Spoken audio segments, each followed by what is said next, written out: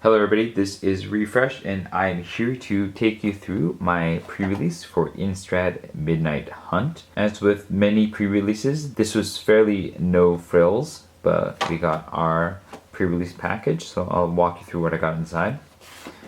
We have a deck box. Inside, I got a black spin down life counter, but you've seen those before, it's not that big a deal. You get your one promo card. In my case, I got a Suspicious Stowaway, which is a pretty good card. It's curling a little, but it is a pretty good card.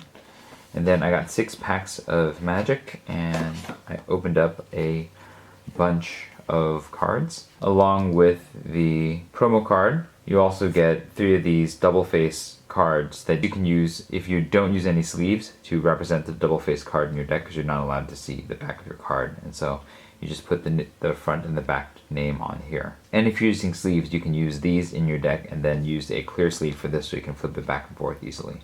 I should also mention that you get this little Harvesttide Begins bit of lore. It's not much information, but it is kind of fun to have this in the mix. And then on the back is how to build a pre-release deck for those of you who do not have much experience doing so. So this is the pool that I opened. The shallowest colors were green and black, but they also happen to have 2 multicolor cards there. And then white, blue, and red all had some decent choices in it that could make for decent decks.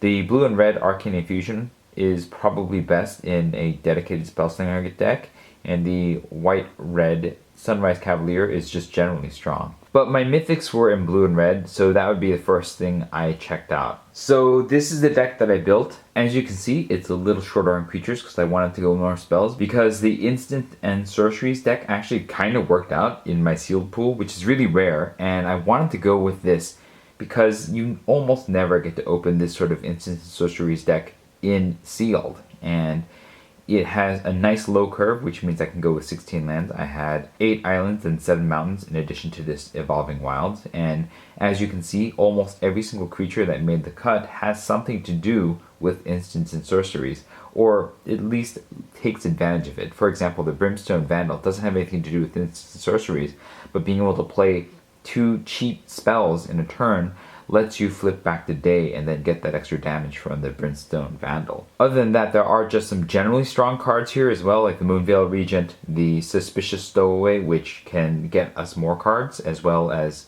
enabling the flip from day to night. The Scab Wrangler, which can remove blockers by tapping all the zombies that I can possibly be creating with the Poppet Stitcher. And then a number of spells. Now the one thing that this deck does lack is true removal. All I have is Burn the Accursed at 5 mana, and then the Geistream Reservoir, which may be able to kill 1 or 2 creatures over the course of its run.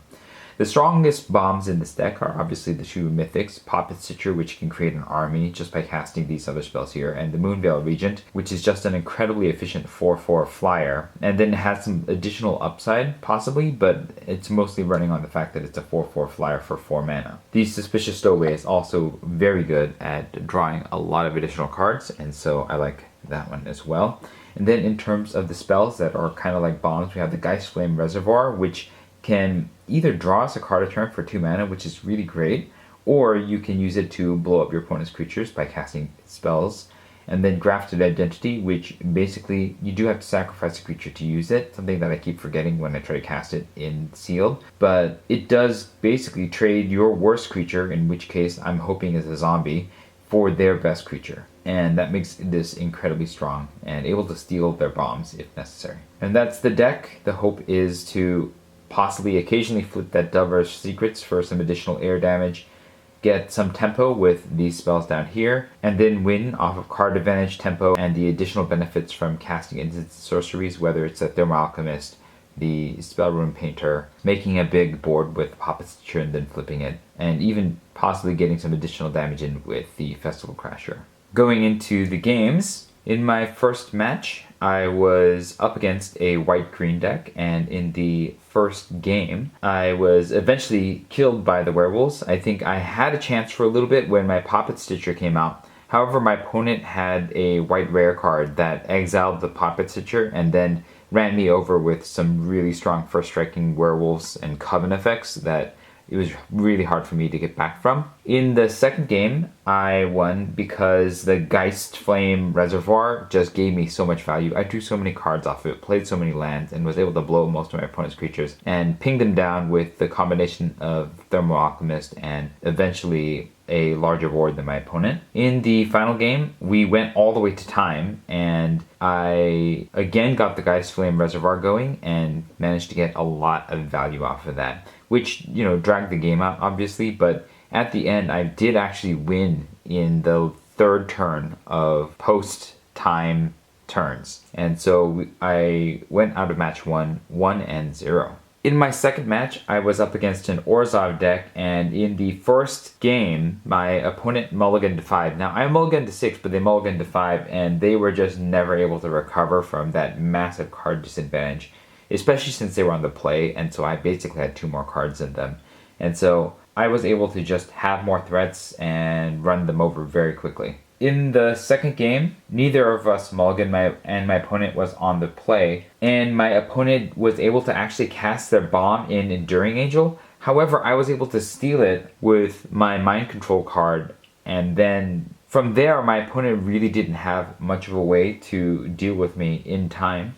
And despite the fact that I was at 4 life, I would be able to survive the hit that would take me to lethal and then counterattack for lethal in the air with combination of my bomb and their bomb. And so they basically lost that one, and I won the second match to go to 2-0. In my third match, I was up against another Selesnya deck, and this one, in the first game, I was on the play and my opponent just could not draw a third land, and so I ran my opponent over before they were able to get their third land. In our second game, my opponent was on the play, and they just curved out, and they played a legendary creature called Adeline, which just created too many creatures for me to recover, and there was no way I was going to win that one. So we moved on to the third game. This one felt the most even of all, but my opponent actually was able to blow me out with a bit of removal, and they got the win for that. And so I ended my third match going 2-1. For my final match, I was up against a Boros deck, and in the first game, my opponent just curved out, and I was really on the back foot the entire time, and so I was not able to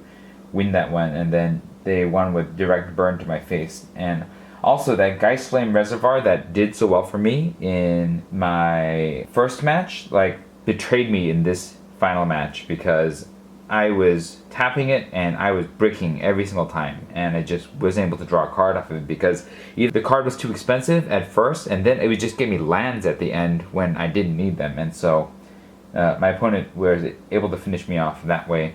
In the second game, I won because my opponent got mana screwed, and you know that just happened. And in the final game, my opponent curved out on me, and it was really just hard for me to get there with my slow start, especially with my opponent on the play in the final game.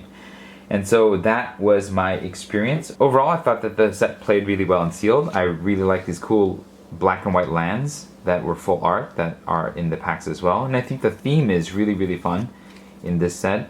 The pre-release experience is pretty standard, not especially exciting, and you also get a code for 6 packs on Arena. I've used this number, so don't bother trying to enter that.